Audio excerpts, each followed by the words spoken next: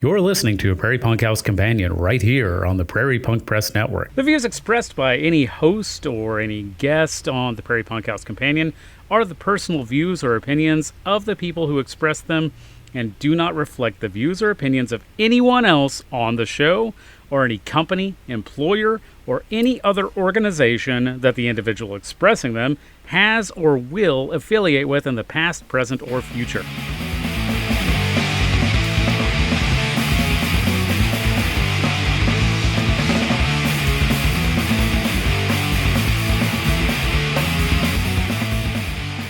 Hi, everyone. Welcome to Prairie Punk House Companion.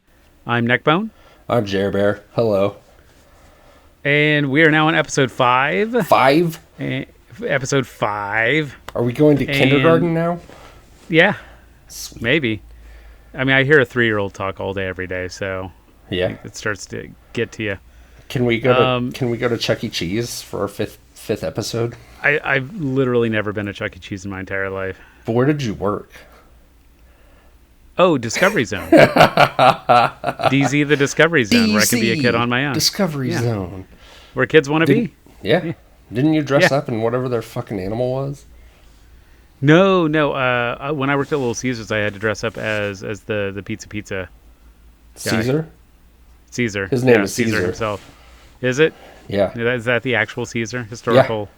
Historically accurate? Julius. Yeah. Julius? Mm-hmm. Uh-huh. Could be Augustus. No. It's okay. No, it's Julius. Okay. Yes. Yeah, episode 5.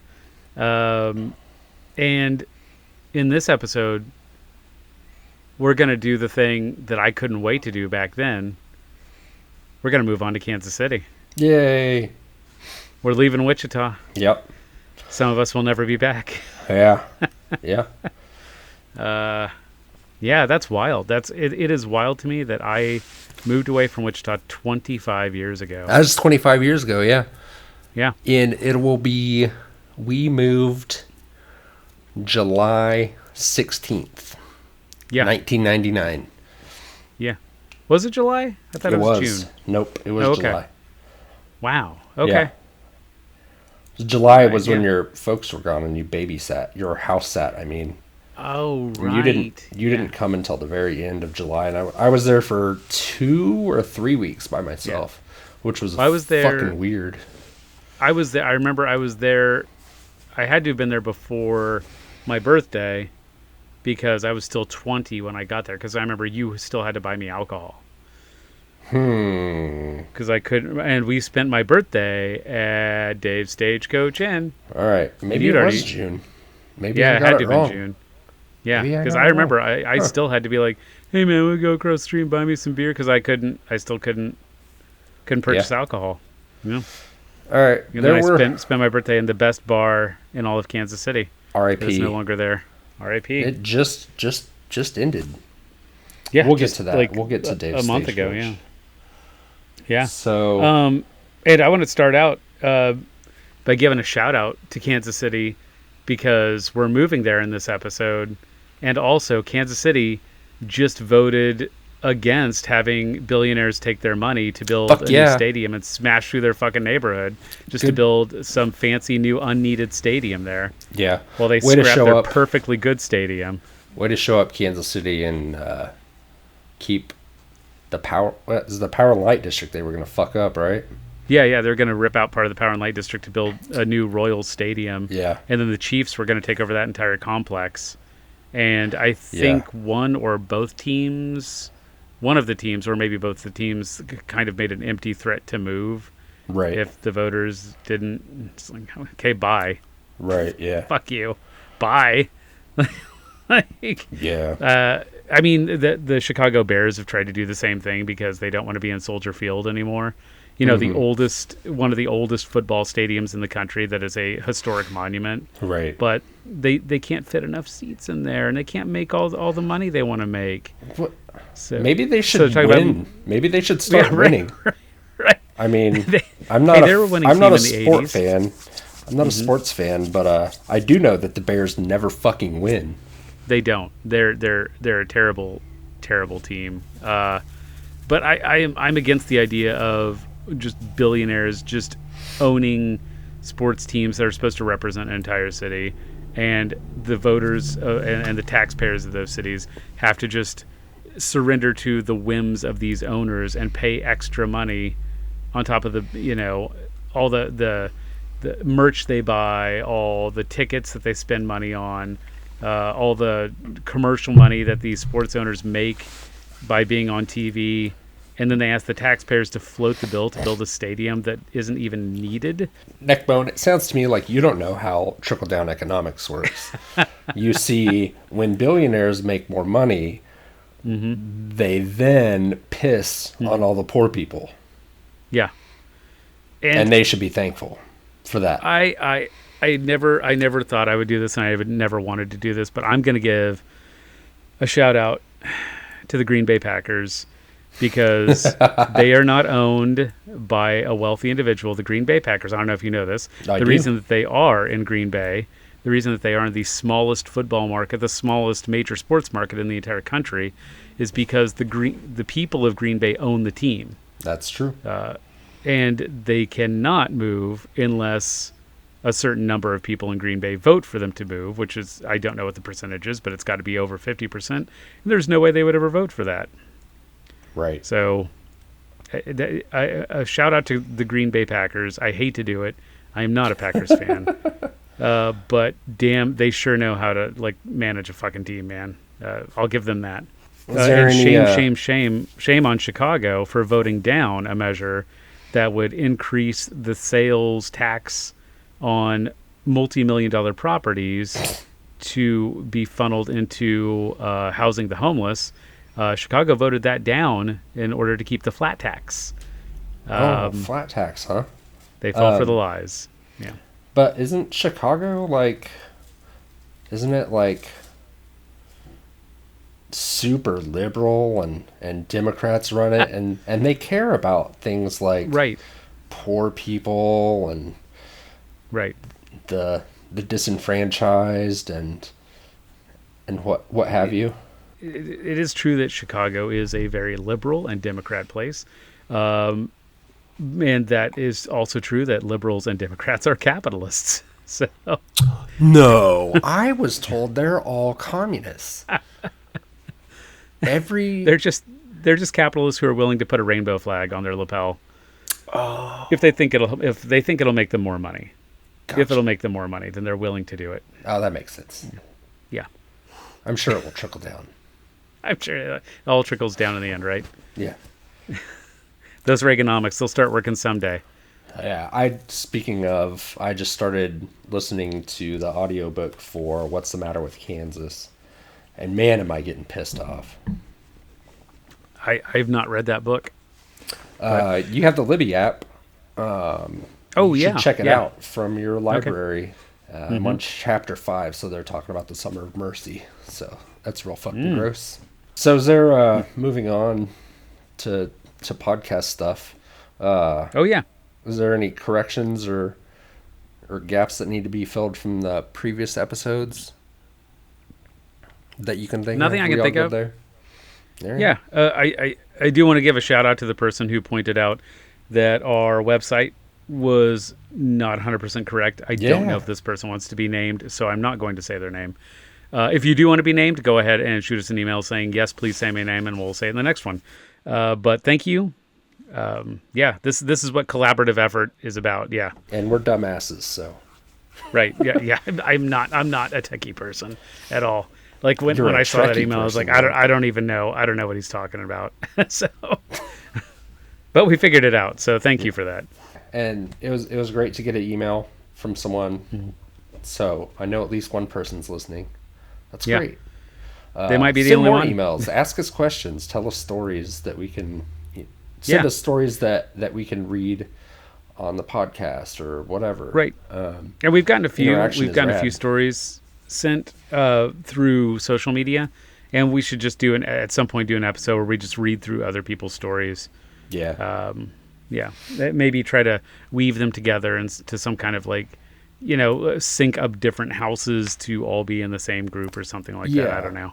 And this is mostly going to be a Kansas centric podcast, at least for now.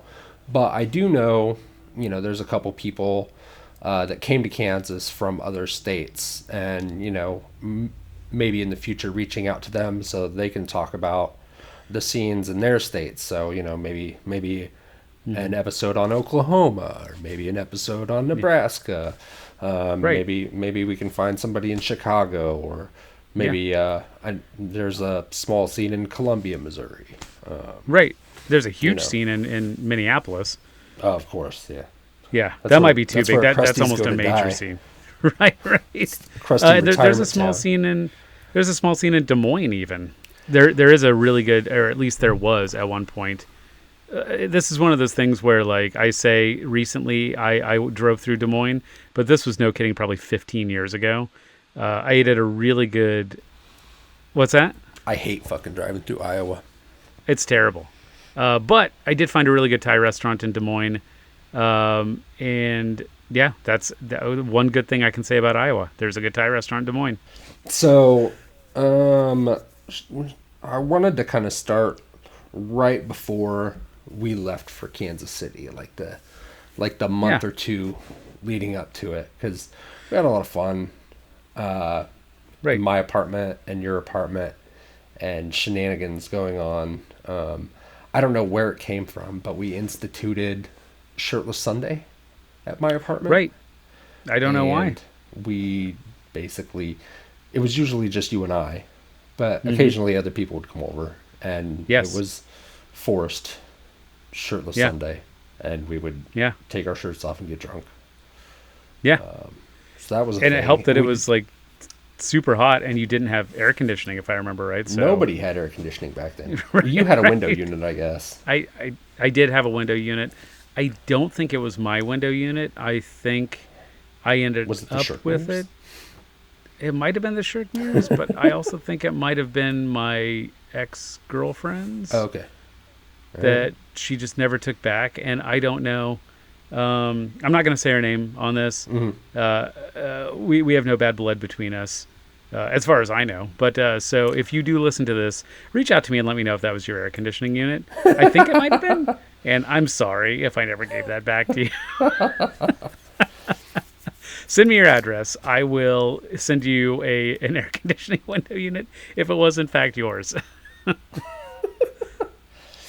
So then there was Aaron's house in Riverside, and we hung out there a lot. And I don't know what happened. We were partying over at Aaron's house, and I went up. We were all outside because it was hot, and he didn't have air conditioning either, I don't think. So I went and laid on his couch and like fell asleep or something because I was drunk. And this chick, Sarah, I believe, she was hanging out a lot. I don't really know. I don't know her last name. I don't know much about her. She was hanging out. She was one of your friends from somewhere. I don't even know where you met her, but she was hanging around. And she like laid next to me. Nothing happened. There was no shenanigans. Nothing. I guess our friend who was, I guess now we could call him a conservative punk, and I use that term loosely. I don't want to name any names really. Right. I think he identifies as a conservative. Yeah. Like I think he just straight up identifies as a conservative now. Yeah. So I think it's okay to call him that.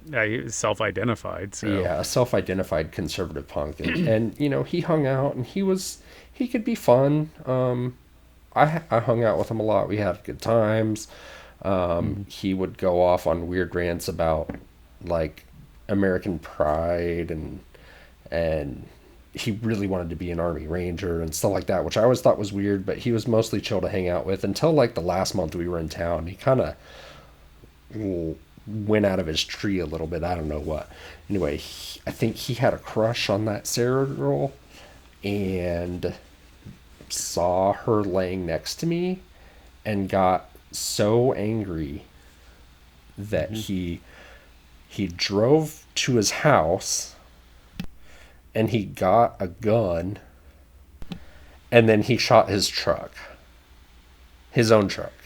So he was mad at you, so he shot his own truck. Yeah. That tracks. Yeah, that makes sure. Oh, I think I remember who. I think I vaguely remember Sarah, and if I am not mistaken, from Larned. I could be wrong. She was a lesbian, wasn't she? Yeah. Yes, she was.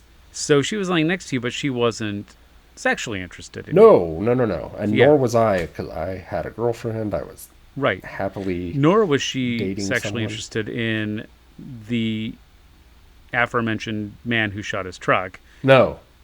Because he was a man. Right. And she was not interested in men. True. Yeah. Yes. Yeah. Yeah. Okay. Yeah. I'm following. It makes lots of sense. Yeah. Yeah. So that was a fun time. That was always a good story. He also really freaked me out one time when I had engaged in other substances where you're highly influenced by people's mood around you. And he was playing with a straight razor, talking about how he wanted to cut people with it. And just for like 12 hours, I had a really bad time. Mostly because he set me up for having a really bad time. Right. It was terrible. So that was my birthday, I think.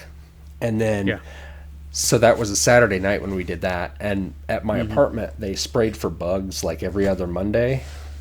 And on Sundays, you had to clean your apartment and put all your dishes away so they could spray for bugs.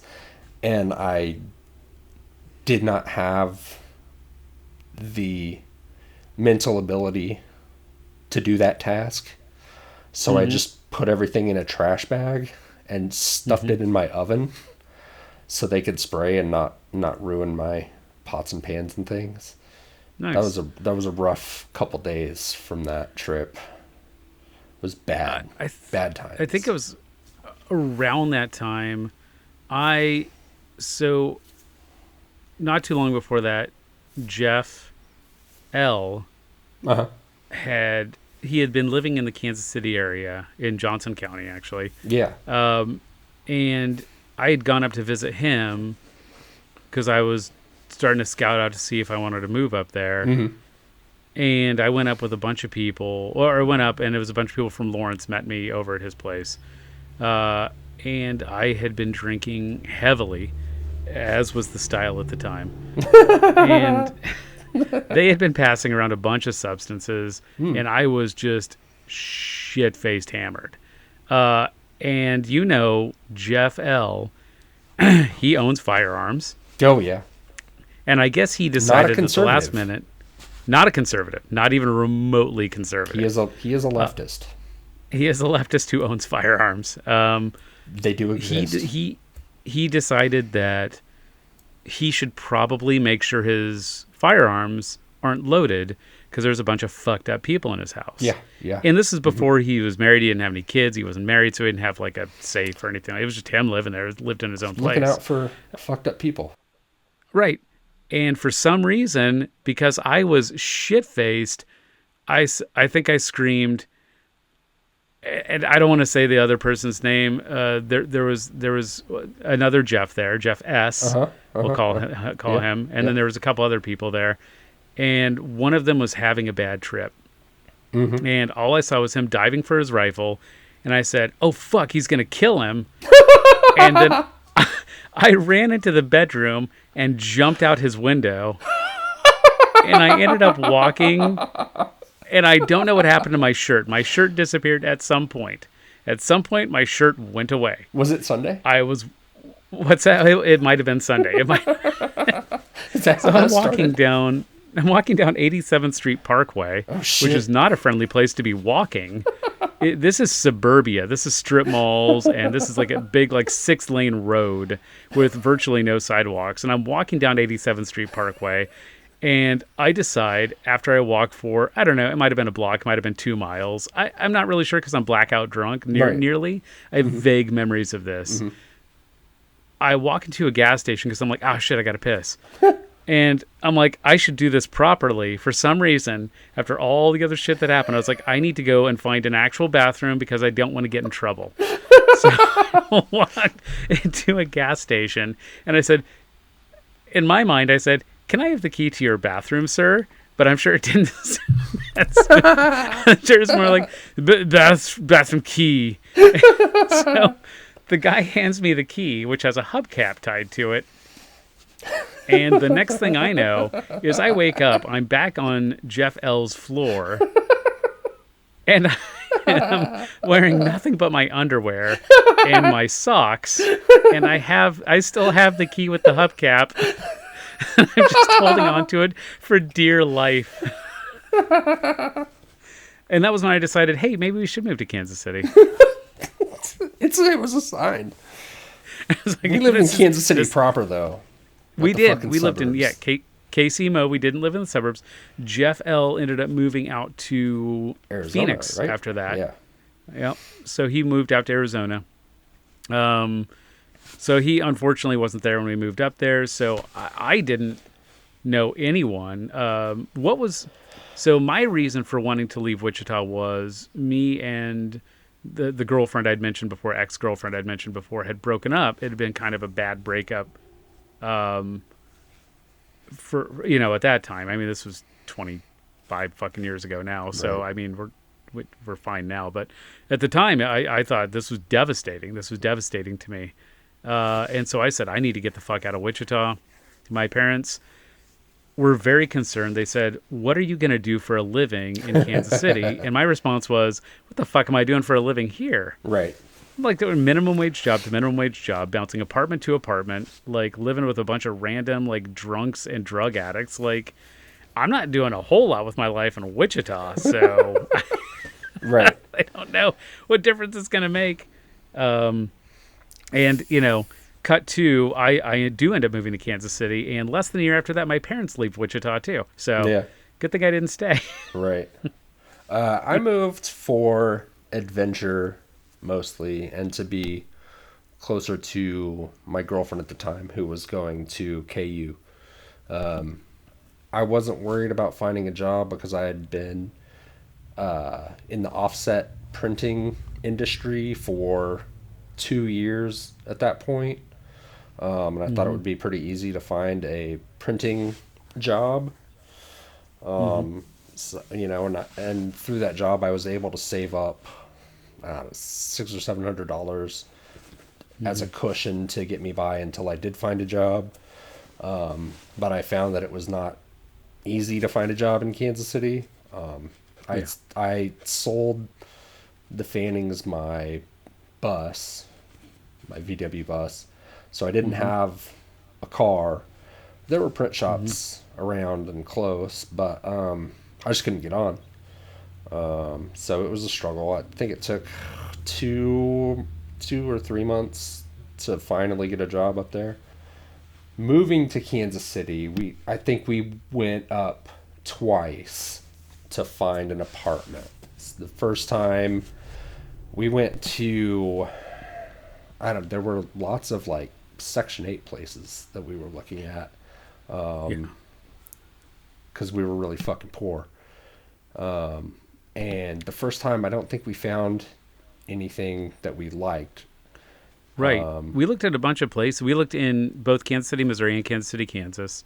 We skipped Johnson County entirely, if I remember right. Yeah, we didn't. But we were looking right around State Line, the State Line, Westport, and like Rainbow areas of KCK, KCMO. That's where the rent, it was cheap back then. It was super cheap around there back then. And there was lots of shit happening. And it was just, compared to Wichita, Kansas City seemed like a big city. Right. I mean, I remember Wichita's not a small town by any stretch of the imagination, but just it's set up like a new city. Like it's mostly strip malls and houses, and there's lots of room between the houses, and it's not friendly to walk around. There's not a good public transit network. Right. It's 400, 500,000 people, but I mean you wouldn't know it from being there. It's just strip malls and houses. Kansas City actually had more of a downtown in a party district and more multiple kind districts. There was multiple the Plaza, districts. Yeah, Westport. Where's the El Torreon was or is? There was some stuff up there. So like West Bottoms. Yeah. So we didn't have any luck the first time. We stayed with somebody you knew in Johnson County.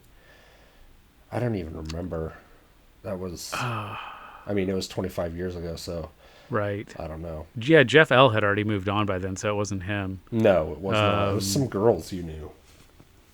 Oh. I don't know. Yeah, I don't know. We never saw him again. Hey, if you are those people, reach out to us so we can remember who you are. Yeah, weird. And so no luck the first time, so we went back up again, and then we found the Boston Apartments, and we called the manager, and he didn't answer his phone, and this was pre-cell phone, so we were using a payphone at a fucking gas station. So we called from a gas station payphone, and it went to voicemail, so we hung up because we couldn't leave a number for him to call back. And so we hang up and immediately get a call back on that payphone. And I think you answered. I don't remember which one of us. And there was this angry gay man on the phone. He's like, "Why did you call and hang up?" And whichever one of us, I don't know. I honestly can't remember which one of us it was. But we were like, we're on a payphone. Don't know the number. If we left a message, it wouldn't work anyway. We're interested in getting an apartment there. And he like completely changed his mood. He's like, "Oh, okay, blah, blah, blah, blah, blah." And then we went and looked at it, and,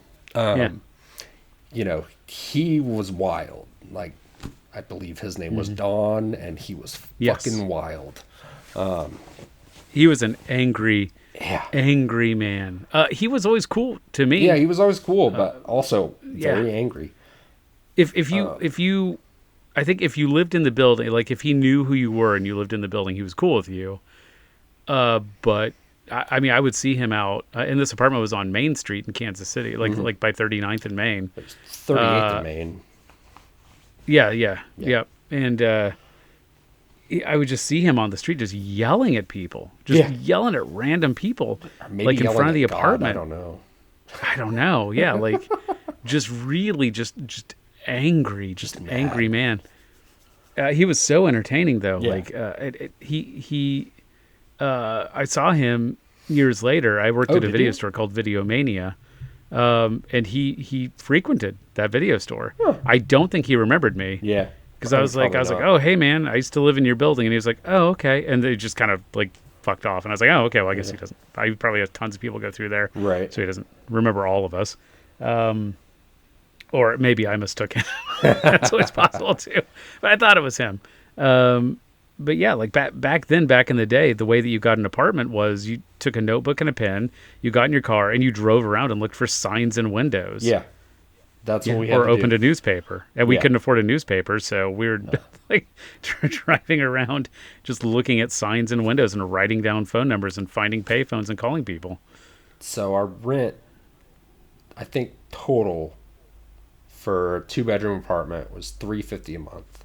So I think it worked out like $187.50 for each of us. And it was a pretty rad apartment. Like it had this super cool balcony, and we both smoked cigarettes at the time, so it was perfect. We could go out there and smoke cigarettes and laugh at all the crazy people walking around, because back in the day it was a pretty rough neighborhood, as we'll talk about later how rough it could get. It was really interesting. So that balcony was amazing to just sit on and smoke cigarettes and drink beer and people watch. It was great for that. So, obviously we couldn't move right in. So we got the apartment, went home, put in our 2-week notices at our jobs and everything, because it's actually happening. And then moving day came, and I talked my dad into helping us move. And he rented a U-Haul and like packed my shit up in it. I think you got a U-Haul for yourself later, right? or how did that work? I don't remember. I packed everything that I brought with me. I think I packed into my car, which was a Hyundai Excel. It was like an '88 Hyundai Excel. Yeah. Like bright green, 4-speed, stick shift, 4-speed. Yeah. This was the car that could not. Back at that time, I could still get it up to about 65. Yeah. And it was fine. I think that's about the speed I drove because I took the actual highway. Later on, at our time in Kansas City, and when we get into like going to see the Citizen Fish show over in Lawrence and stuff, that car, I was lucky if I could get it up to 55. And that's why we were always taking back roads. But that was about the last time I drove it on an open interstate was our move up there. Uh-huh. And even then it was shaking pretty bad at 65 miles an hour. So I never did that again. You know, I think my dad may have made 2 trips up there. Maybe. Now that I think about it. Because one trip I rode with him, but the trip I'm thinking of, I rode with you. Right? Yeah, I did. So my dad, I'm at his house with all my shit packed up, and we're waiting on you or something like that. And you show up and you were later than he wanted you to be, and he like yelled at you about being late. Oh yeah. I don't know if I was late all the fucking time back then. I was I was perpetually fucking late to every I couldn't have been on time to something. We were 21, man, and we were fucking messes, so yeah. I couldn't have saved my own life by being on time to something. Like seriously, like I was just constantly perpetually late and I didn't fucking care. Like I just and this like fucking, I'm late. What's up? This old fucking asshole just yelled at you for like wasting 5 minutes of his time. And you were like, whatever, man. Fuck you. Right. And I don't even think I was that late. I was like, oh, if you think this is late, you ain't seen late. I've been fully 45 minutes late for work before, and they still never fired me. So yeah. So I rode with you, and he was following us. And it's about back then. They hadn't raised. I don't think they'd raised the speed limit up past 70. I think it was still 65 all the way there, and you refused. Was it on the interstate? Was it 65 on the interstate? Yeah, it was. Okay, I thought it was 70. Refused, okay. You refused to take the turnpike anyway because you didn't want to fucking pay. So we took. Yeah. We took. I think we may have taken the turnpike to Emporia and then got off on 35. Since my dad was following us and shit. But so we get to Johnson County, and all of a sudden, I realize my dad's not behind us. And he's got all of my fucking possessions. And I think he had your bed, too, because your bed didn't fit in your car. I think everything else you owned would have fit in your car. Right. So everything else I owned fit into a few boxes and fit in my car. Yeah, the U-Haul. So, like... he's just gone. And we're like, what the fuck? And again, before cell phones. He didn't have a cell phone. We didn't have a cell phone. How the fuck are we supposed to find this bitter fucking old asshole who has all of my shit? So I think we turned around at like 87th in Johnson County and went back to 95th and somehow found him. And I was like, why did you get off the fucking highway? He didn't have an answer. I just still don't know what the fuck happened. So anyway, he started following us again, and we got to our apartment and unloaded, and I don't even know. He fucking left. I don't know. He was such a fucking asshole. I remember he was, and it might have been because he was really mad at me because he thought I was going too slow. Maybe. Which, I mean, I was pushing my car to the maximum speed it would go. And I remember him saying something like, boy, you sure do drive slow. This, maybe this big city will teach you how to drive or something like that. And I'm like, it's not really a skills problem. It's my car doesn't go past 60 miles an hour problem. Yeah. So we got all moved up, and oh my God. It was like, I was trying to carry up. My dad was old at the time. Like, he's dead now. But he was like 45 or 46 when I was born. So by the time I'm 20, he was fucking pushing 70, I think. Yeah. And was in poor health and just whatever.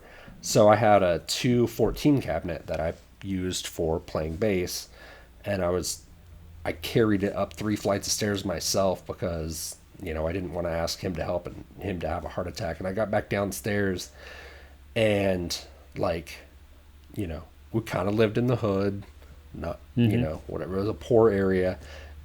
And he just loudly says, "You ought to pay one of these black boys to help you carry this stuff upstairs." And I was like, Jesus fucking Christ, man. Shut the fuck up.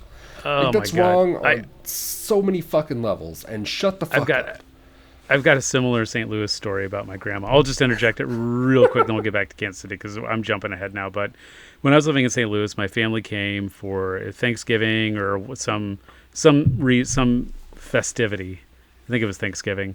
And my grandma came with my parents, and I lived in a predominantly black neighborhood in St. Louis. And my grandma sat on the porch because she smoked, and we didn't smoke inside the house. So she was smoking on the porch, and I went out to get her. Like, hey, it's time to eat. And she, in the loudest voice that she could muster, said, "There sure are a whole lot of colored people in your neighborhood." Oh, Jesus Christ. And I said, "Grandma, please." And one of my neighbors was on the porch and did a very slow, look over. And I think I just mouthed, "Sorry." And like what? I don't know what to do. Well, I'm just like, this angry old white woman just said that as loud as possible. Yeah. Yeah. I think I did talk to my neighbor later. I was just like, she's old and from Kansas. I'm really sorry about that. She could have said something way worse, so I'm glad that she didn't. Yeah, same with my dad. Yeah, but yeah, let's get back to Kansas City. Sorry, it's just a very similar situation. So we got moved in, and then I think you stayed there like a night or two, and then you had to go back to house sit for your folks. Mm-hmm. So my first 2 or 3 weeks, 2 weeks for sure, I was by myself, and I only left the apartment to get beer from the Chronico across the street. We called it the Chronico because there were so many drug dealers over there. It was a Conoco. And it was on the Missouri side, so you could get, like, we're from Kansas, you can't buy liquor at convenience stores or anything. You have to go specifically to a liquor store to get liquor. You could buy beer at gas stations and grocery stores.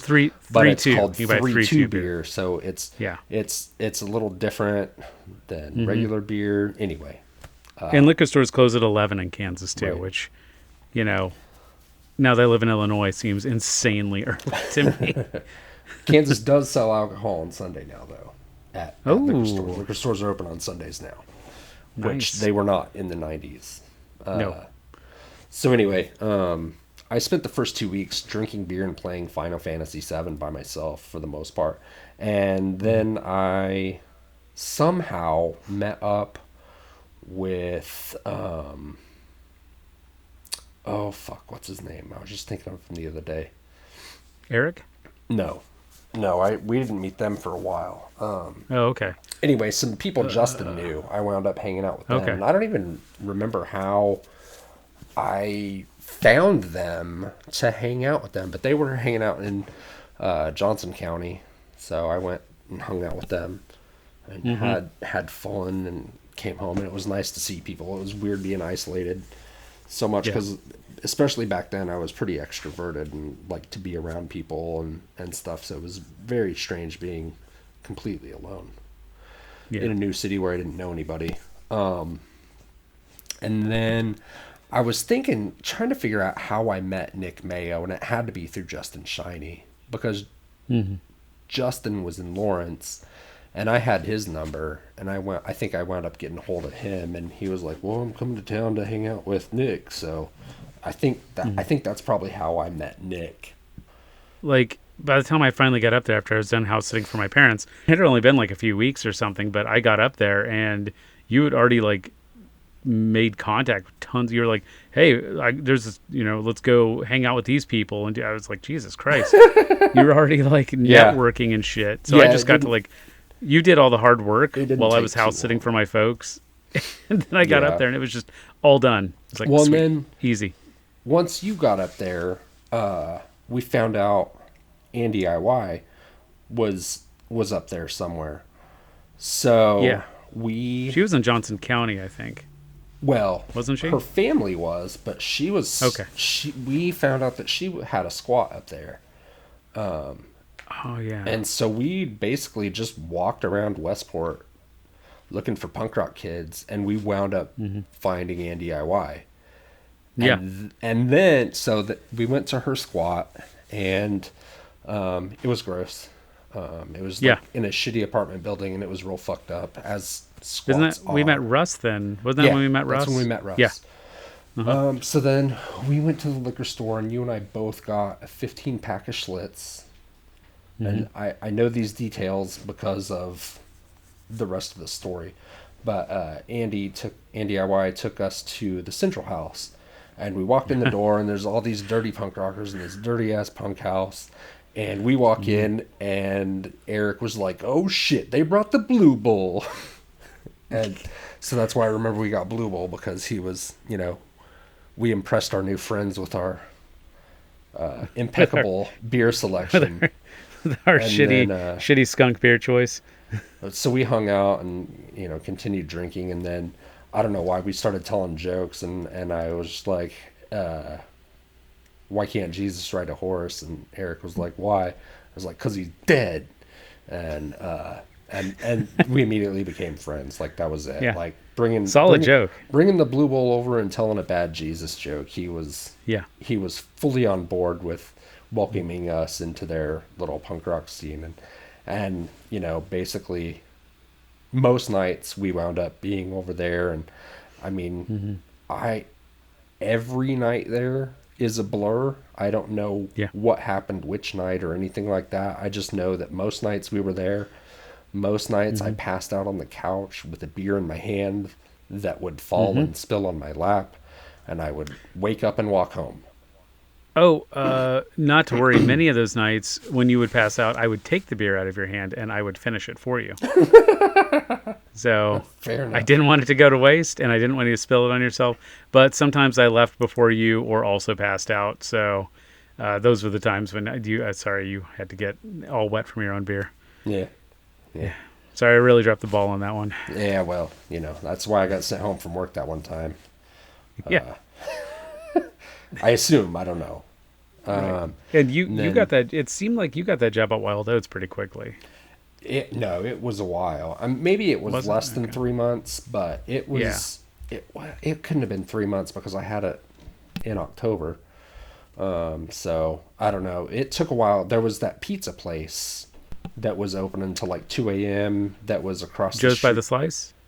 It was across the street from Kelly's, that shitty bro bar. Yeah, Joe's by the Slice. Yeah. Okay, maybe. Buy is spelled B-U-Y. Get it? Uh-huh. Joe's, you buy the Slice. I don't think it was Joe's. I think it was something else. Was it? Okay. I don't know for sure, but that doesn't sound right. Okay. But maybe it was. I don't know. We both applied there. Well, Joe's was like, I guess Joe's was behind that one.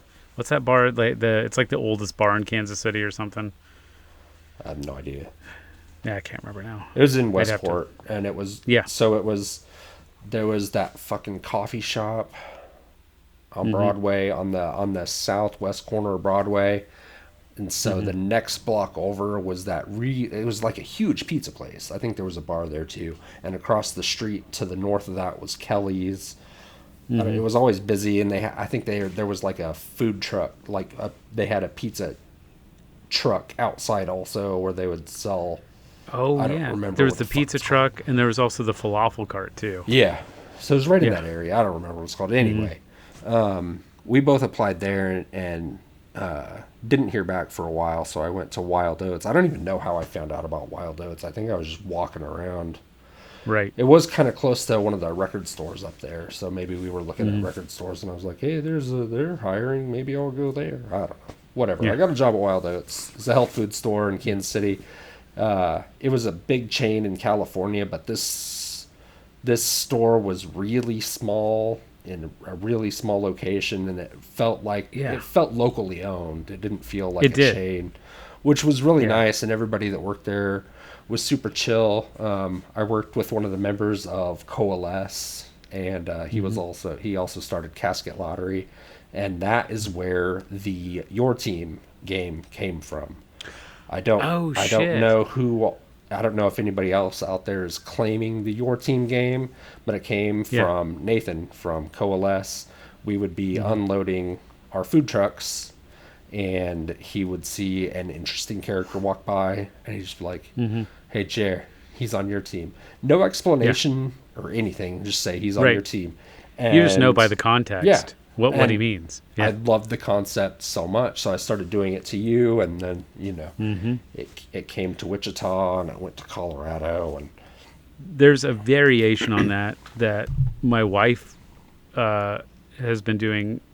She said, like as long as she remembers, where, you know, she'll see somebody who's kind of crazy, and she'll be like, "That's your girlfriend." Oh, okay. And I do, you know, I'll do it like, you know, some crazy looking dude. I'm like, "Hey, there's your boyfriend." Like it's like a variation on that. Yeah, there's your brother, there's your sister, but your team specifically came from the dude from Coalesce. I think that's the best one. Is Coalesce is getting ready to start playing some shows again, I think. Oh, really? Yeah. It's crazy. They're all fucking old, too. Yeah, I mean, they would have to be. Yeah. Wild Oats. So I started working at the Pizza Hut that was over in KCK, the one on Rainbow. Yeah. Delivering pizzas, just doing the same thing I was doing in Wichita, basically. I tried to apply to a bunch of other things, but I just ended up going with what I knew. I still had a car, so I would just deliver pizzas over in Kansas City, Kansas, right along state line. And then I lost that job because I stopped showing up. And apparently, to keep a job, you have to continue to show up when you're on the schedule. So I missed a bunch of shifts because I just didn't fucking care, and I was hungover, I was, you know, drunk. We partied so fucking hard. Something better, like somebody would just be like, somebody would just come over to the house, or I'd just see somebody on the street and they'd be like, "Hey man, you want to go get drunk?" And I'd be like, "Well, I'm supposed to go to work in 20 minutes, but fuck it. Yeah, let's go get drunk." And then, so I lost that job. And so you got me a job at Wild Oats after that. And then we worked together there for a while. Yeah. Wasn't that right before we both left Kansas City though?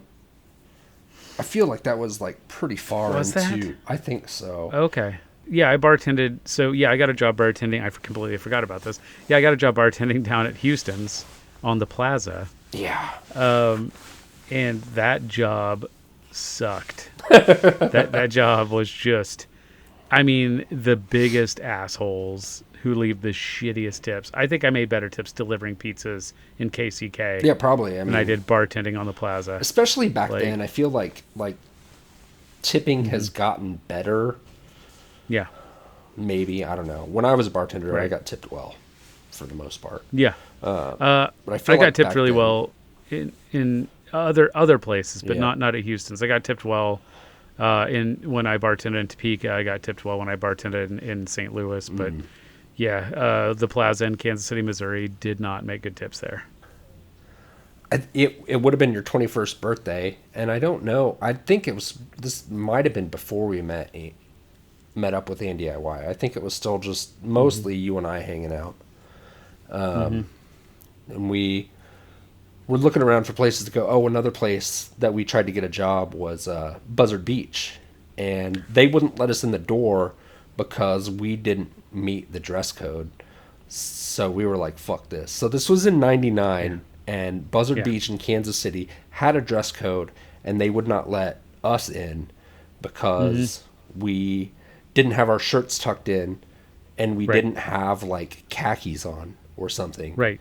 At Buzzard Beach. It should be said that Buzzard Beach, I think, has probably changed ownership since then, because now it is exclusively like Gen X and old, like Xennials, like old, young Gen X and old millennials who dress like we do, and just kind of like going in like band T-shirts, maybe have battle vests on, like fucking. You know, just wear like hoodies and shit. Like that's the clientele now. Yeah, old punks.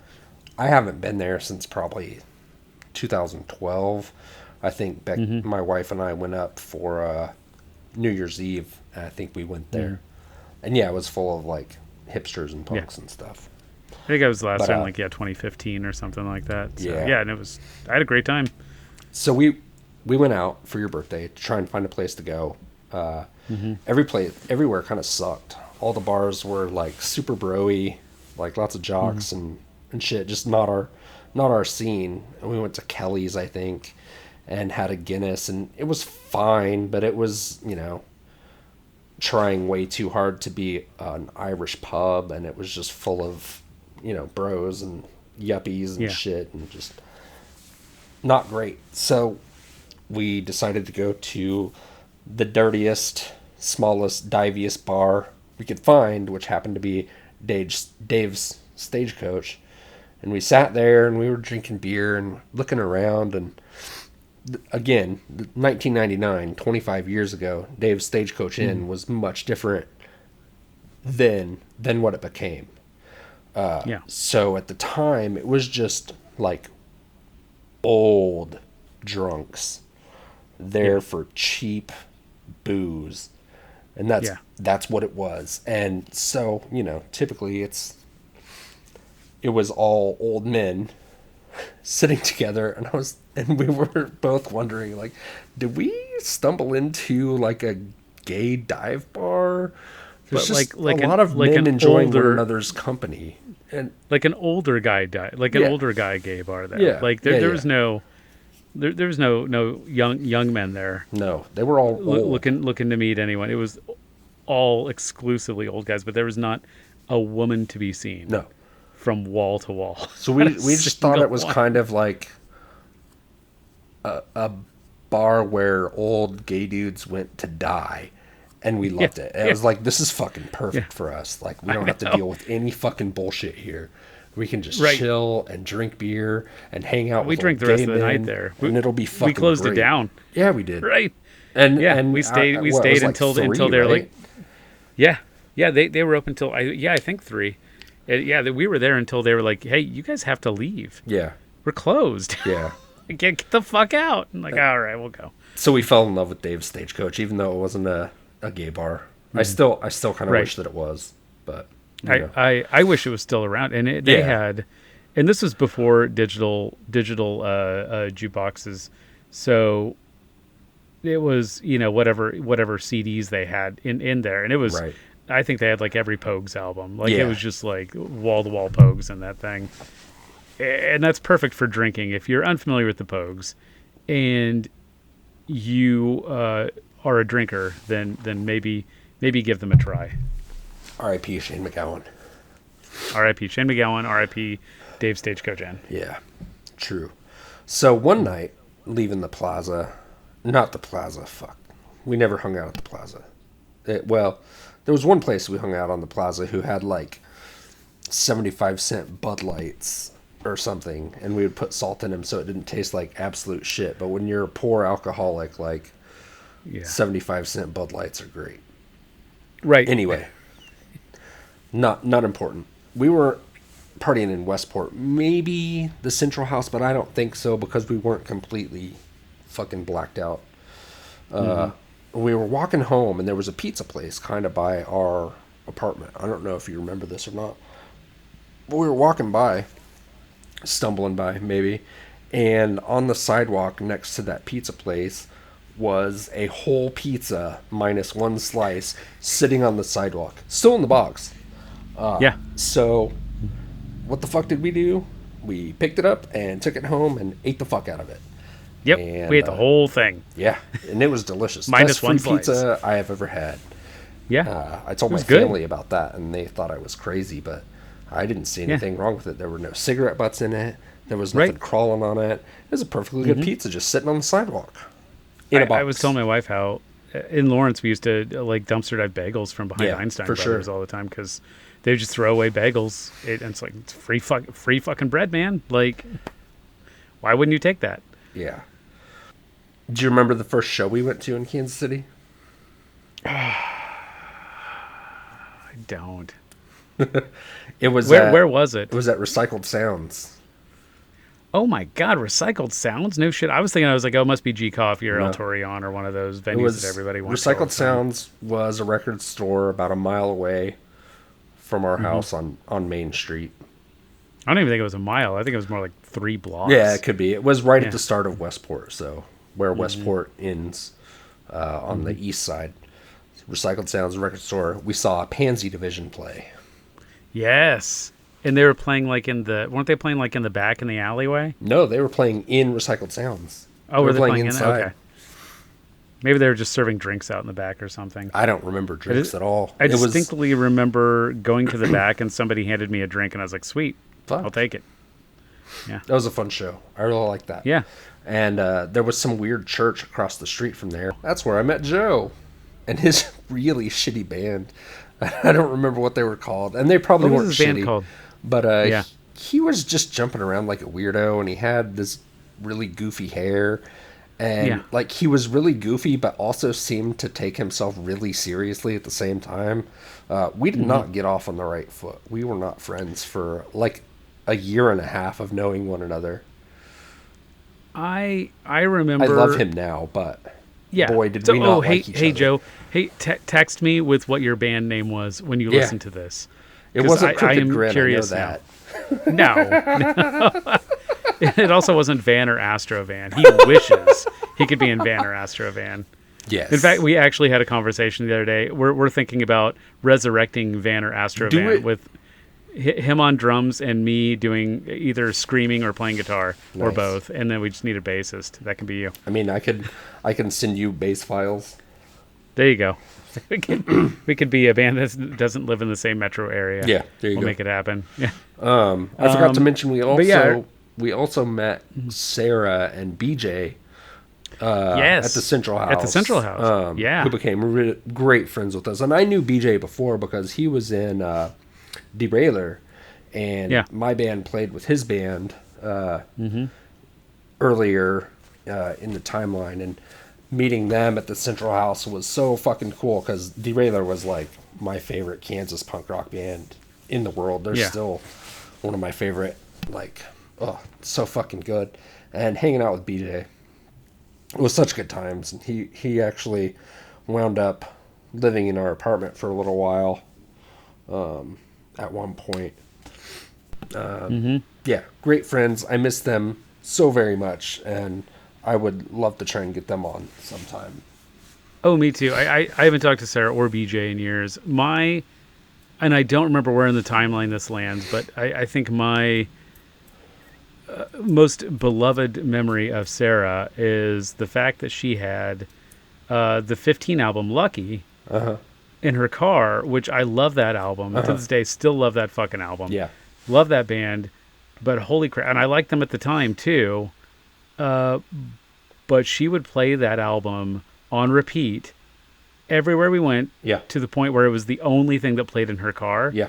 I think I said to her once, hey, I love this fucking album, but I'm about to throw it out your fucking window. Like, play something else. Play anything else for the love of fucking God. I couldn't listen to that album for about 10 years after I left Kansas City. I mean, I abused that record like now too. Getting back into it. I abused that record quite a bit too. I played it a lot. But one of my favorite things that she played in her car was Stiff Little Fingers. And whenever... Alternate All-Star came on, I would always fuck with her and get the lyrics wrong on purpose and say Alternative Monster, and she would get so mad. There was so much chaos though. Like it was so much chaos. It was the Central House alone, just the Central House alone, and I don't remember what the circumstances were. Eventually the Central House punks eventually moved into our building just directly below us. Not directly. But okay. They were on the other side. Oh, below right. us. Yeah. So they were like... But they were a floor down and a little bit over. Yeah. And I don't remember why they lost the Central House. The only thing I can think of is it might have collapsed. Well, like they fucking... they didn't have any toilets that worked. Right. Which, same thing for my Central House. Central House 2 also didn't have any functioning toilets. That must have been a fucking... That's a feature of living on Central, apparently, is you don't really get to have a bathroom. That's okay. If you work at a video store down the street and can piss outside, you're good. And they all worked at autos, so we would go there and hang out and wait for them to get off. We would also eat at Genghis Khan like every week. It closed, but I heard somebody R.I.P.? bought it and opened it back up. Oh, it's back open? I don't know for sure. That's just something I heard. Maybe it was a dream I had. Maybe it's real. I don't know. I would dream love about to it every now and again. Yeah. Hey, everybody! All 10 of our listeners, let's pool our resources, and if it's not open, let's reopen Genghis Khan. Yeah, let's reopen Dave's Stagecoach Inn, and we can just go ahead and buy the Pirate House, because I'm sure we can all come up with the presumably millions of dollars. Yes, all that shit would cost if we all pitch in a couple million each. Yeah. So, the Central House had a band called Element, later renamed to Element : or / Self-Hate Project. They were like what was it called? They really liked Swing Kids. And so they were punk-ish, kind of screamo-ish also. I don't know. Mm-hmm. They're really fucking good. Like math rocky, punk rocky, just good fun band. Eric played drums. Larry did vocals. I don't remember who else did what in the band. But they were great. And they were playing a show on, was it State Line or Rainbow? They were on Rainbow. Yeah, just over in KCK. So there was a house show on Rainbow. And we were getting ready to go. Did we walk to it or did you drive? You drove. I drove. You drove. I drove us there, far.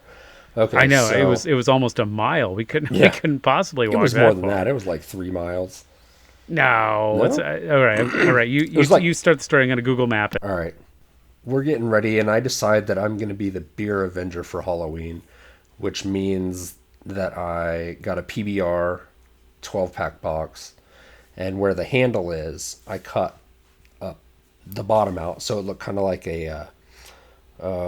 like a Roman sentry helmet or something like that, with the little nose piece hanging down for the handle. And I had some 1-inch spikes from my leather jacket that I put on the corners so it had like little horns. And that was my costume, and I was the Beer Avenger. And I don't know if you had a costume or not. Was that where Bob Jenkins came from? Do you have like a "Hello, my name is"? And, I had that Jenkins, "Hello, my name is," and I came up with Bob Jenkins, who's like an accountant from some flooring office thing. Right. Yeah, who is one of my favorite characters of all time. I constantly say, "Hi, I'm Bob Jenkins, third floor accounting," from you. Yeah. So I stole that from you. Anyway. We go to the party. I have a 12-pack of Pabst. You have a 12-pack of Pabst. We also have like half a space bag. For the uninitiated, a space bag is a box of wine, and you take the wine out of the box, and you just have a bag, and it's like shiny foil material, and you drink all of the wine, and then you blow the bag up, and you have a pillow for when you're drunk and need to pass out. So we went to the party with that, and we watched Element play, and it was super fucking good. And they had a keg there also. So we drank all our beer and went to the liquor store and each got another 12-pack. Or I got another 12-pack. I don't know if you did or not. You took me to the liquor store and got another 12-pack for me. Yeah. I don't know how much you drank. I was drunk, but I wasn't like... I was more like buzzed throughout the night. I was like, I don't know. I think like I'd been like super drunk the night before, so I was like, I'm gonna take it easy tonight or something like that. So I only got like buzzed. There was no taking it easy for me. It's an easy night. Yeah, it was Halloween. You don't take it easy on Halloween. So anyway, we're at this party, and I wind up buying some drugs from this stranger. I don't even know like quality or anything like that of my purchase. Or even what it was, probably. Poor decision. So anyway, one 12-pack gone, space bag gone, another 12-pack. I'm like down to 2 beers in the 12-pack, and I decide to get in line for the keg. This is really where it gets pretty fuzzy. So I'm in line for the keg, and I get to the keg, and my memory was they're like, hey, you didn't pay for the keg, you got to pay. I was like, all right, here's $5. And they're like, okay, you got to get to the back. You got to go to the back of the line now. I was like, what the fuck, man? I just paid. I just waited in line forever. So I'm down to one beer, but I kept the empty can so I could get keg beer put in my beer can. All right, so I wait in line, and I get back to the keg, and then they refuse to serve me beer. Don't interject. This is like, you can tell your version in a little bit. They fucking cut me off at the party. I'm so fucking pissed off. So I go outside, and so the house is on a hill. So it's raised up about, the incline is probably 7 feet or so off the street. But the garage is even with the street. So the driveway is, even with the street, and it goes into the garage, and then, there's like 7 or 8 feet. There's, the porch and the front door and all that. So the garage is kind of the basement, and that's where the show was. And the show was over, so the garage door was closed. I was on the porch complaining about how they wouldn't serve me any more beer.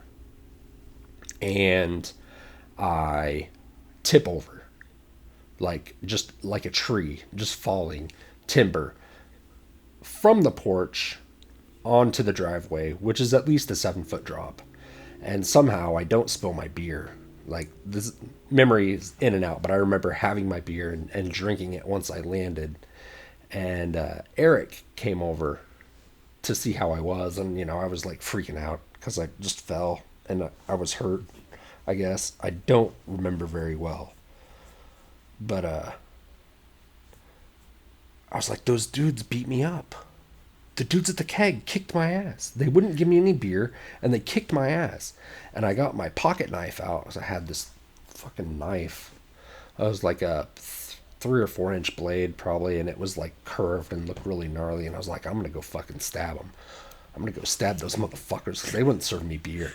And Eric was like, hey man, that's a nice knife. Can I see it? And I got stoked that he liked my knife. And I was like, yeah, dude, take a look. I found it. And so he was like, sweet. And then he hid my knife from me. Yeah, that was some quick thinking on his part, especially considering he was probably drunk too. So good on you, Eric. So thinking on your feet. I was like, where's my roommate? I have to fucking go home. Like, I'm sick of fucking being here. This party sucks. They wouldn't serve me any more beer. I want to go home. And Eric was like, I think he already went home. And I was like, fuck. He was my ride. And I was like, can I get a ride? And Eric was like, I don't have a fucking car. I'm not giving you a ride. I'm not leaving this fucking party. I was like, fine, I'm going to walk home. So I went into the middle of the street. This is Eric filling in some gaps here. Filling my gap. Filling your gaps, yeah. He said I went into the middle of the street and just started pissing. And then walked away while still pissing. Maybe that was the case, maybe not. So I assume, based on what Eric said, that I'm walking down 39th Street from Rainbow. Yeah. I'm looking at it on Google Maps right now, and it is a straight shot from where that party was to our apartment, straight down 39th Street. Yeah, it was. I know it was straight down 39th. So it was like a mile and a half, something like that? 1.5 miles, exactly. Yeah. So I'm walking, maybe with my junk hanging out, maybe not. Who can say? I still have a beer somehow. Like, there's still some beer left. And I'm walking down 39th, and I stop and talk to a hooker for a little while. Sex worker, whatever. Sorry.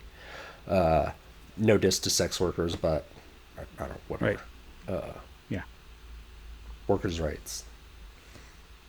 Anyway, she asked for a cigarette, so I stopped and smoked a cigarette, talked to her for a little while, and she's like, looks like you had a rough night or whatever. So, I tell her the concocted story about me getting beat up by the dudes at the keg.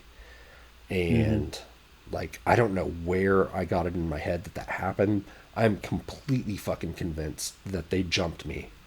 So I get done smoking my cigarette. I get home. I'm looking for you. I can't find you. I call my girlfriend, all upset. And I was like, I went to this party. And these dudes beat me up. They just jumped me. They were kicking me and punching me. And I just laid there and got beat up. And it was horrible. And she was worried about me and everything. And then hung up or whatever. And you came home. And I was like, those dudes beat me up. And they wouldn't serve me any beer. And they beat me up. And what I remember was you getting pissed and going back to the party like you were going to kick their ass, and that's the last thing I remember.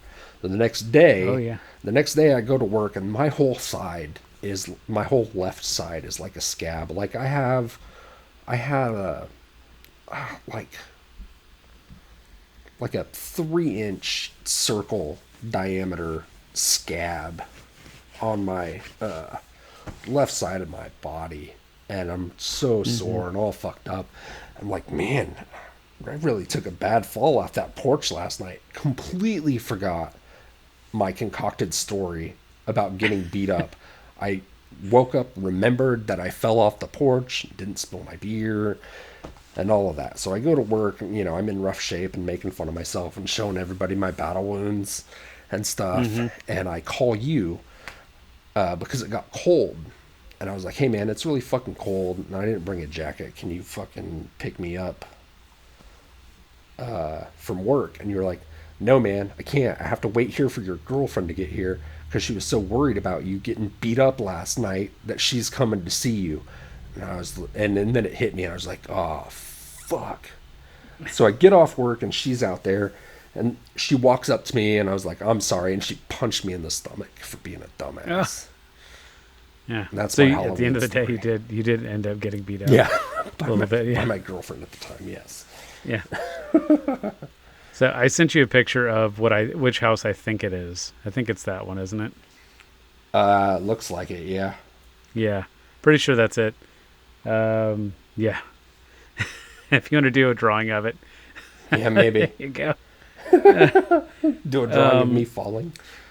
Yeah, you can draw yourself right in there, halfway down. Fucking hell. So my memory is, so I'm there and I'm drinking, and I'm probably drunk, but I'm not like blackout drunk. I'm still coherent. I still have memories from that night, even now. And I remember I walked back into the house. I was on the regular part of the house. I walked in because I was looking for you. I think I'd been outside like smoking and like just shooting the shit with some people. And I found Eric. Eric was there, and I was like, hey man, where's Jer Bear? And he was like, oh, he left to go look for you. I thought you were gone. Or something like that. I was like, no, I've been here the whole time. I was just outside smoking. You must have fallen within about 10 feet of where I was standing, and I just didn't notice. Yeah. Because I remember like, there's a few times I heard like some kerfuffle from behind me. But I was just like, oh, there's just party stuff going on. I'm not really paying attention. One of those could have been you. Yeah, probably. Probably. And I don't remember who I was talking to. Like I was just outside, just hanging out with people. And so I'm like, fuck. All right, I got to go find Jer Bear. So I get in my car. Mind you, I have my beer with me the entire time. I put it in my cup holder and everything. Because that's just how we rolled back then. Yeah. Don't do that. Everybody do not do that. I'm not condoning that behavior. I was an idiot back then. And I started driving up and down 39th Street looking for you. And I'm like driving all slow. I'm like creeping and stuff. And like people probably think a drive-by is about to happen. Like I'm going, just creeping down 39th Street. I'm honestly lucky I didn't get pulled over. I mean, lucky for us at that time, there weren't any cops on 39th Street. So, yeah. And Casey cops, like you're a white dude, so you can get away with a lot. Right. And I'd just be like, oh, yeah, sorry, I got lost looking for Johnson County. And yeah, so I'm driving up and down 39th Street, and I can't find you. And so eventually, I think I go back to the party, and I'm like, fuck it, I'm just going to drink some more. So I go back to the party, I'm like, hang out some more for a little while. And then I'm like, no, I should go find you again. And so I just drive back to the apartment, and that's where I find you. At that point, you're back at the apartment. You're like, these guys kicked my ass. And so that's when I get into my head. I'm like, oh, I got to go kick these guys' ass. Whoever these guys are, I don't even know who they are. I have no idea. You just said some guys at the party kicked your ass. So I get back in my car, I go back to the party, and I find Eric's still there, still drinking. And I'm like, dude, these guys kicked Jerry Bear's ass, man. We got to find them. We got to kick their ass. And he was like, that idiot fell off the fucking porch. I was like, oh, God damn it. So got back in my car yet again, drove back over to our house. And like, I think at that point you were just crashed. Yeah, probably. So I just like went into my room and just went to bed. How long were we there, since you have a better memory? A long time. We got there pretty early. Yeah, I feel like it was almost daylight when we got there still. Yeah, we got there at 6 or 7 p.m. and we were there till at least midnight. Yeah. I mean, yeah. We were there drinking for a long time. I was pacing myself. I don't know why I was pacing myself that night. I didn't start drinking more heavily until you said those guys kicked your ass, and I was like, oh, now I got to get drunk and go beat somebody up. That's a fucking good idea. These random guys who in my head I could have beat up. Right. I think no I idea was who saying they are. there were 6 or 7 of them too. I remember I was like, there's 6 or 7 of them, and they kicked me on the ground and they beat me up. They jumped me. There were 6 or 7 of them. I don't know what I thought I was going to do when I got there and found these 6 or 7 guys who kicked your ass, and you're bigger than me. Like, did I think that I was going to like take them all on and be like an action movie where they just come at me one at a time? It's like the old boy hallway scene. Right. See, you used their own weight against them. And let's see. That was a good time. Yeah. That was still, to this day, one of my favorite parties that we went to in Kansas City. All I remember is that story I told. I don't remember many details of that party. The keg was up some stairs. Yep. And the line to the keg was on the stairs. Yep. And that's the keg was in the main house, or it might have been on the porch, but it was on the main level. And the garage was directly underneath the porch. The picture you sent me is a 2-story house. And so the inside the stairs to the second floor, like at the top of the stairs, that's where the keg was. Yeah. I thought it was. I was also carrying really around my own 12-pack place that night, so I don't think I actually drank out of the keg. Maybe I did. Probably not. The second or third time I went there. I'm pretty sure you got a second 12-pack too, so that probably held you, especially if you were pacing yourself. I did not pace myself at all. No, I was you tearing through rarely did back then. Yeah. Yeah. Unless I was like feeling sick from the night before, then I would pace myself for a little while. Right. And then not. Like there were times in Kansas City where I was blacked out every night for like 6 or 7 weeks at a time. Like every night I would be blacked out. It was fucked up. That was like peak Central House time. Because we were having so much fun over there, and it was so chaotic and fun. I just, everybody drank way too much, and it was just an excuse for me to also drink way too much. Right. And I would there were times I would pass out over there, and you would too, and we would sleep there for half the night, and then wake up and wander back over to our house, which is only a few blocks away, right? And then sleep the rest of the night. Well, and what's that? And walk home and go to bed, and then wake up and go to work the next day. I don't know how I used to wake up at fucking 8 o'clock after partying until 3 or 4 in the morning. You had an early job. So my job was delivering pizzas, so I didn't even go to work until about 3 or 4 p.m. Yeah, no, I had to work almost every morning, and I would wake up at fucking 8 and get there and work and somehow. So a lot of times I'd get off work at 10 p.m. or something like that, and then I would have to rush back home. You would already be drinking over at the Central House. Yeah. And I would have to rush over there and try to catch up. Be like, all right, I got to slam a bunch of beers right now because I just got off work. That's when we started shotgunning too, because I never really shotgunned beers before hanging out at the Central House, and then they were like shotgun, and I was like, oh, this is fun. So I remember you getting there and immediately shotgunning like 2 beers just to try and I had to catch up. Yeah. And that was the Central House one. That Central House. That was where the tape bat came from, which was you told me about this, and I don't remember it at all. I can't believe you don't remember tape bat, because you definitely got smacked with tape bat a bunch of times. I don't remember what the rules were exactly. If anybody can remember, go ahead and send us an email or just put it on Facebook or something. Would both like remember that? Where this originated, and why it was a thing. But it was like a bat that was made of like duct tape. It was made of duct tape, and it was just wrapped really tight. And Eric and I specifically remember Eric running around hitting people with it, but I think everybody at the house did. Was it like a full size bat, or was it like a little? Like, it was like a little like a we called it a bat, but it wasn't really a bat. It was more like a little tape just tube. Like they just go around like smacking people with it, and it fucking hurt. Like even when I was like drunk, like even though like I had like my senses were barely up and operational, I'm like, man, that fucking thing hurts like a motherfucker. Like that thing sobered you up. Like I'd be like about to pass out, and then I get hit with that. I'd be like, fuck, and I'd be like, I am sober, like suddenly, and angry. I don't remember that fucking thing at all.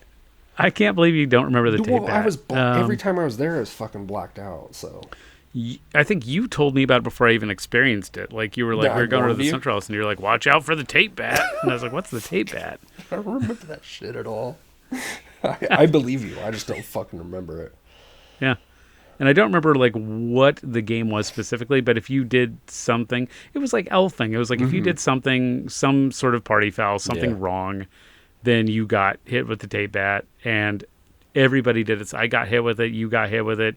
Eric screwed up and handed it to somebody who was like, you got to hit me with it. Like, I mean, he was like rules is rules. Yeah. Even I ain't above the rules. Like, I also remember there being a lot of video game playing there, and watching the Chris Rock comedy special that came out around that time. Right. Watching a lot on of Chris VHS. Rock. Yeah. Yeah. Also just tons of cans, mostly filled with cigarette butts. And it was confusing because we all drank the same couple of shitty beers. It was all either PBR or Schlitz. Yeah. Olympia. Meisterbrau. Oh, yeah. Meisterbrau was big. And Beast. Yeah. Milwaukee's Beast. Because that's what we did for 12-Hour Sunday, because Chronico across the street didn't have PBR. They only had Milwaukee's Beast.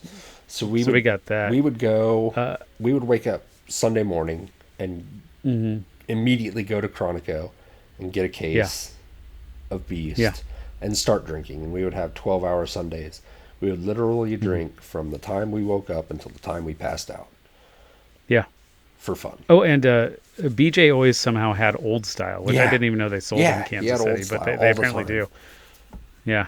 Yeah, that was his beer. That was the first time I drank Old Style. Was like BJ would always come over with just like a fuck ton of Old Style. Oh yeah.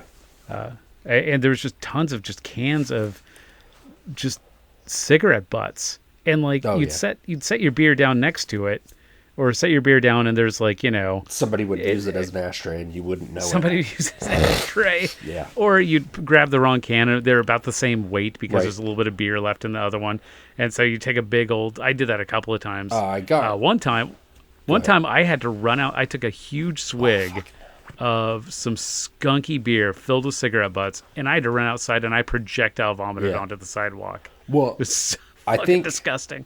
That hanging out at the Central House is where I started checking my beer by shaking it to see if anything was bouncing on the edge, because if you could feel a cigarette butt bounce off the edge. So like I started shaking my beers, and I didn't even realize I did that for so long until like just now. You couldn't like look in it because they always had just the minimum amount of light going on, because they were all fucking high. Right. They smoked so much fucking weed at Central House.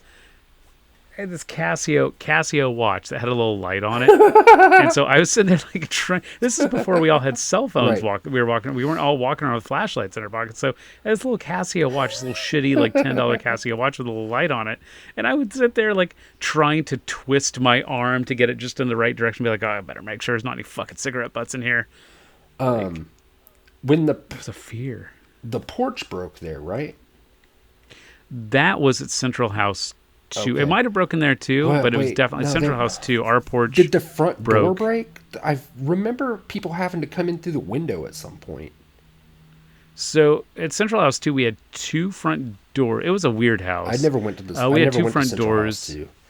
So we had a door on. If you walked onto the porch, we had a door that if you turned to the left would go into the living room. And then we had a door right in front of that. If you went straight instead, would go into the dining room. And they were both on the front porch, and they were both considered front doors. Oh, so I think they had that too. You opened one door and it went right up the stairs, and there was another door and it went into like the dining room, living room area because they had like a dining room area, a living room area, a kitchen, a bathroom, and then stairs that went up to the bedrooms. Yeah. Okay. We had a similar setup. One of the doors didn't work at one point, so that's what I was trying to figure out.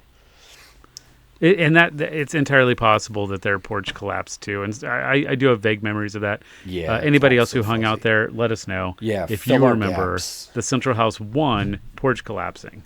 If it's Central House 2, we've already confirmed that has collapsed because I lived there and I have confirmed that one. But Central House 1, please somebody reach out and confirm that one.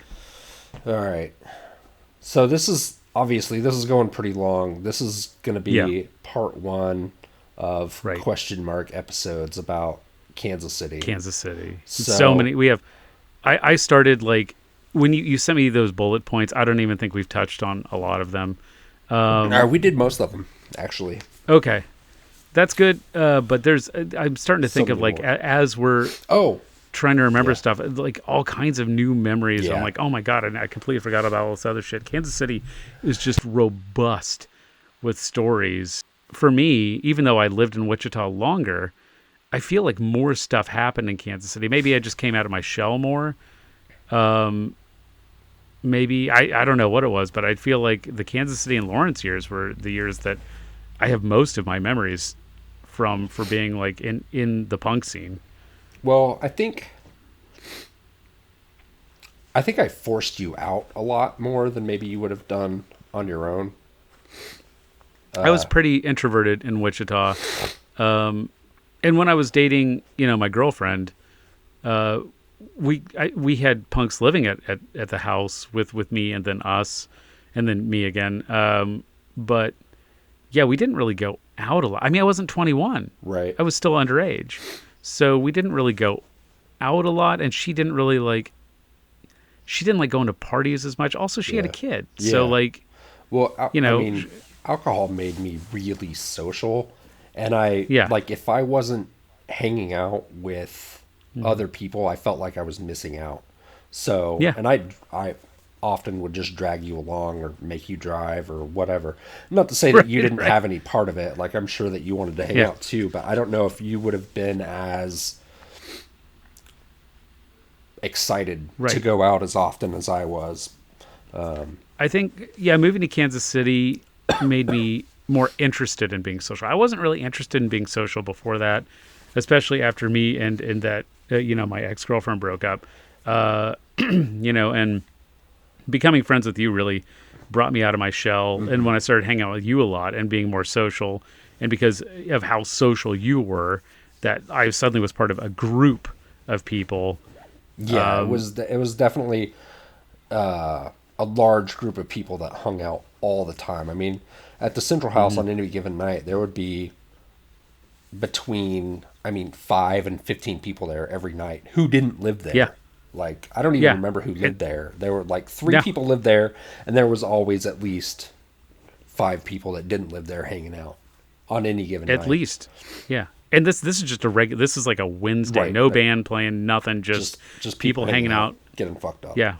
Watching fucking VHS of Chris Rock doing stand-up or playing video games and just fucking drinking. Like, again, this is part 1.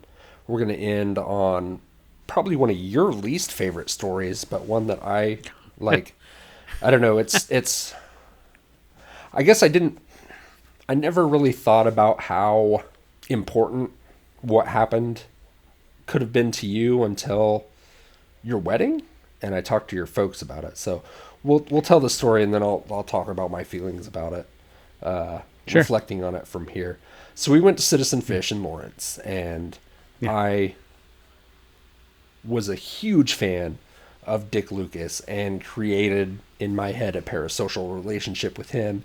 And seeing Citizen Fish live was an incredible experience to me. Like, I was starstruck by Dick Lucas, and seeing them, it was something I didn't ever think would happen. And like a couple months later, Subhumans started playing shows again. I never got to see Subhumans, but seeing Citizen Fish was like huge for me at the time. So we're at the show, and there weren't very many people there, were there? Like, it was pretty. It was pretty. Pretty. It was at the Bottleneck. Yeah, in Lawrence. Which usually, they can kind of pack the house. I was surprised with how few people were there. I mean, I was glad. I mean, it worked for me because we could go to the front easily. So that was cool. But yeah, it was. I was shocked at how few people were interested in seeing Citizen Fish. Yeah. Do you remember who else played? Did anybody else play? I'm sure they had a band or two open for them. Who? Oh, Phil. Oh, Phil. Yeah, it was Oh, Phil. Right? Yes. Joking. I forgot they existed. Thanks for reminding me. So there weren't a lot of people there, and Dick Lucas hung out, and I just kept buying him Guinness. Like, I probably spent $50 buying him Guinness. Not to mention me and you. Yeah. We were going crazy, but and we had been watching Barfly a lot, because we would kind of pick a movie and watch it until we got sick of it. So in Barfly, he goes into the bar and buys a round of drinks and screams, "To all my friends!" So I just kept doing that to Dick Lucas over and over, because in my mind, we were really good friends, because I'd been listening to his records for, 5 years at that point, something like that. So I'm sure I made him really uncomfortable and was just a huge punisher. But, he was getting free Guinness. He'd probably get free Guinness anyway. So he was like, yeah, fuck it, I'll take it. I'm sure it's not the first time it's happened to him. It was really cool for me to hang out with him and nearly black out at the Bottleneck. And then we drove home. We did. And from Lawrence. We took a back road because my car wouldn't go over 50, 55 miles an hour. You peed in the parking lot of a church, and then we went home. And you were hungry, and you needed cigarettes. So you went to Chronico, and why don't you tell your part of this story, because I wasn't there. Sure. So from my perspective, I was pretty drunk, but here's what I remember. So I walk over to the Chronico, and I buy whatever cheapo gas station shit they have, like a bag of chips. I remember that. It was sandwich, bag of chips, pack of cigarettes, and I start walking back over, and it's literally across the street. So I start walking, and this guy starts following me. He's like, "Hey, man, you want a bump? Like, do you basically saying, do you want to go do drugs behind that dumpster with me?" And I, even in my intoxicated state, I'm like, I'm not going to go behind a dumpster with some random guy off the street who's trying to it. This must have been 3 or 4 in the morning at this point. Yeah, probably. So we closed that bar down, then had to drive back to Kansas City at 50 miles an hour. So it's probably at least an hour. And so, this guy starts following me, and eventually I'm just like, I start crossing the street, and he starts crossing with me, and I'm like, "Hey, man, go away." And he, I'm getting my keys ready, because it's one of those doors that you have to unlock the main door to get into the next door, so you can go up to your apartment. Right. Or somebody has to buzz you in. Yeah, or someone can buzz you. Yeah, but it's not a building you just walk into. So I'm getting my keys out, and I'm like, okay, I got to just run in, shut the door behind me. And as I'm getting my keys out, next thing I know, I'm on the ground, and this dude's on top of me, and I see you lean over the balcony, because you're like, "What the fuck's going on?" And I'm like, I don't know. I think I said something like this guy's trying to kill me or mug me or something like that. I don't remember what I said exactly. And next thing I know, you came running out the front door. You got down 3 flights of stairs faster than I've ever seen anybody get down 3 flights of stairs. You had a empty bottle. I don't think it was a 40, but you had like an empty bottle of something in your hand, and you were holding it like a club, like you're about to like beat somebody with it. And this guy took off running, and so we start chasing him. And next thing you know, I'm like, oh, I'm feeling woozy, man. And we stop, and he jumps over the fence behind that porno store that was like right down the street from us. And I touch my neck, and I'm like, oh shit, I'm bleeding. I have blood coming out of my neck. It turns out that he had jabbed me in the neck with something, like he was trying to like cut my throat, basically. And so I think we must have had a home phone. We certainly didn't have cell phones, but we must have like, I think we like went home and we called like an ambulance, and they came, and I at the time did not have health insurance, and they said, we can take you to the hospital, but the ambulance ride itself is going to cost you a few $1,000s or something. I forget how much they said. I remember it was a number that I did not have because I was at the time working minimum wage somewhere. Had no health insurance, had no savings, nothing. I was living paycheck to paycheck, and I was like, they just slapped a Band-Aid on me, and I was like, all right, well, I'm just going to get out then. They're like, okay, and they fucked off. Like, it's just like, good luck. I think I got a couple of stitches. I don't remember stitches, but maybe you did. Yeah. I think I got a couple, because I still have a scar, so I think I must have gotten a couple of stitches. Either that or they just didn't stitch me up and I just have a gnarly scar for nothing. I don't think they stitched you up. I think they just put a bandage on it because you were like, no, I'm fine. They did. Yeah, the cops came and they asked me for a description, and I gave them a description. It was, he was an older, I say older, he might have been like 50. Yeah, he was. He was probably like 40 or 50. Mm-hmm. I mean, he'd been on the street, obviously, so he was kind of rough, but he was like 40 or 50. Mm-hmm. 40 or 50-year-old black man, pretty tall, and the cops bring me someone, and they're like, was this the guy? And it's like an 18-year-old kid, and I'm like, no, that's not him. And they're like, are you sure it's not him? I'm like, well, he's like 40 years younger than the guy, so yeah, unless he can de-age himself suddenly to try to hide in plain sight or something. Like, if he's like a mutant, like got some sort of X-Men ability, unless that's the case, that is not the guy. And they kept trying to get me to say it was. I remember, yeah. So yeah, you were there. Yeah. Like, they're like, now take a good look. This is the guy, right? Really, and I'm like, no. Yeah. All right. It's like, that's not the fucking guy. And they eventually just let him go, and he was like, thank you. And I'm like, you don't need to thank me. You didn't do anything. You're probably just like walking somewhere, and like they picked you up. Like, yeah. So all right, we got back, and you were like, I'm gonna go get some food and some cigarettes. I was like, all right. And I went upstairs, and I went out on the balcony to watch you, and I saw that guy following you. And so I was keeping an eye on you, and I went and brushed my teeth and called my girlfriend because I was getting ready for bed. And I went out on the balcony just to check on you, and I heard some crazy noises, and I heard, call the fucking cops. And I looked over the balcony, and there was a crackhead on top of you. I was like, oh shit. And I was like, there's no time to call the cops. And the next thing I remember is running down the street chucking bottles at this fucking crackhead. And yeah, he fucking leaped over a dumpster. I don't know. I mean, he was like crackhead superpowers. Like, it was wild. He was fucking Speaking spry. of X-Men abilities, he might have actually had some. Yeah. He was fucking, that was a huge jump. Just like it was nothing. Yeah. Just jumped over. That was a tall ass fence. And he was gone. So I go and find you, and this guy walks by, and he's like, hey man, are you guys doing all right? I was like, I don't know. He just got stabbed in the neck. I don't know what the fuck's going on. And he's like, do you need any help? And you were like, no, I'm all right. So I don't know. I don't remember where we called the cops from or an ambulance from. It may have been our house, but I don't think we went back inside. I think we just went to Conoco or something. I don't know. Maybe. I was just hanging out with you, making sure you were okay.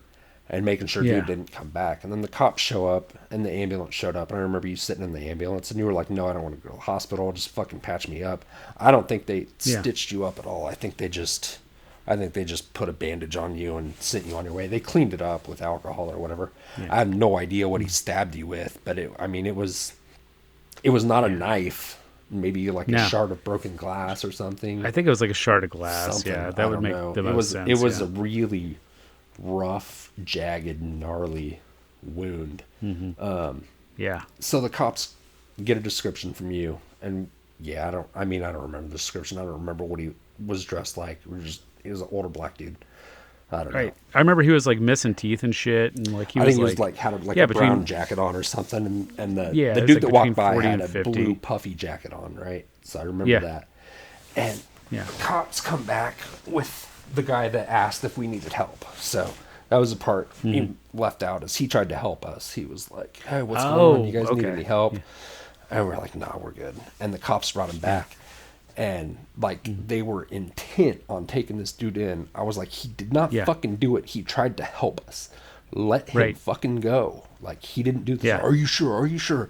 Yes, I'm fucking sure. He tried to help us out. Yeah. Let him fucking go. Yeah. He's not the dude. Like, it's fucked up. And that dude was like, thank you, thank you, thank you. And we actually, like a month later, or maybe not even a month later, a couple days later, I think, saw him walking down the street and we're like, hey, you want to come have some beer? And he hung out with us for a couple hours in our apartment. Oh yeah. Because we were like, yo, thanks for helping us out. Sorry the cops fucked with you. That really fucking sucks. Right. And completely not the same guy. Like, not even close.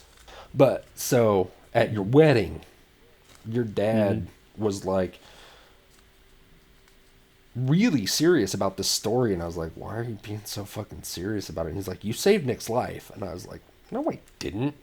But like, I mean, from his perspective, like, it's probably a much more serious situation than I thought it would, partially because I'm not the one that got stabbed, right? So for me, it was just like, oh, my friend's in trouble, he needs help, so I'll help him. I'd never viewed it as like a super serious thing. You know, later things that happened to other people who lived there, which we can get into next time. Yeah. I mean, like it got less safe around there. Yeah. Yeah, that was pretty rough. So, so we can talk about that more next time. We definitely need to have another Kansas City episode because at least we're running out of time tonight, and there's so many more things to talk about in Kansas City before we move on to the next city. Yes. And maybe we can find somebody from Kansas City that wants to come on and talk about stuff. I want to have Joe on, but I also want to save him for the Central 2 and maybe the Flanders House, because I want him to talk about the Flanders House and Central 2. Yeah. Because I lived with him at Central 2, and the Flanders House was just absolute fucking chaos. I would like somebody from that house to be there to represent. You know, I would love to talk to to Nick, or maybe even Chris. Like, I love all those dudes. Nick, Chris, Ray, Joe, any of them would be rad. You know, maybe BJ. And we can get into the story too, especially if we have Joe on. We can get into the story about how we both met him and how I met him. And when I moved back from St. Louis and you said you were hanging out with him, I was like, you're hanging out with that Joe fucking guy? Fuck, dude, why? That guy sucks. Yeah. And now I hang out with him all the time. Right. Brad go to bed, puking in our tub. Do you remember that? Yeah. He threw up in our bathtub, and I kicked him out and told him he could never come back for throwing up in our bathtub. That's funny. Yeah. Sorry. I don't know. I don't know what made me think of that. Just. Yeah. It's funny because Joe and I were just talking about that the other day, because I was like, I don't know why I was so mad at you when I met you. And it was like, was it because Brad Gotobed puked in your tub and he was my friend? And I was like, oh, I didn't know you were friends with that guy. It was some other reason. Like, it's because Joe was so silly and took himself really seriously at the same time. Yeah. I think that's what it was. Well, I thought that he and Chris Kellogg had a falling out, and I'd known Chris Kellogg for all of 2 weeks at that point. But I was like, Chris is my boy. Yeah, love that dude. And so I was like, if he doesn't like Joe, then I don't like Joe. Yeah, like, I think there was some that mentality. Like weird little beef that happened maybe between them. I don't that know had for sure. literally nothing to do with us. Right, nothing at all. But hey, they were our homies. They were already our friends. Right. And they didn't they didn't really hang out with the Central House crew. That was like a separate group of friends. They were separate. I mean, they were all still in high school at the time. Yeah. Yeah. So I guess we didn't really talk much about them. We need to talk more about them. We kind of met them because Justin hung out with them. Right. And that's how we met them, because Justin was also still, I mean, just barely out of high school, I think, at that point. So Justin had already lived in a tree for 6 months in Washington saving trees. He lived in a fucking tree for like 6 months. It's fucking crazy. He'd hitchhiked around Europe. He'd hitchhike around the U.S., I think, too. Maybe not hitchhike, but traveled for sure. And then he wound up in Lawrence at about the same time we moved to Kansas City. So that's kind of how that worked out. And I'm pretty sure that's how I met Nick, was through Justin. Yeah. So I don't know. Okay. I'm sure somebody can correct us and fill our gaps. Sure. With that. We need a lot of gaps filled. Yeah. But for now, I need coffee and pee, and I got to walk my dog. I have to pee so bad. Yeah, me too. And we got plenty more time to talk about Kansas City more next time. There's so many more things to talk about in Kansas City. So thanks everybody for listening, and we'll see you next time. Yes. Or we'll talk at you next time. We'll fill more gaps.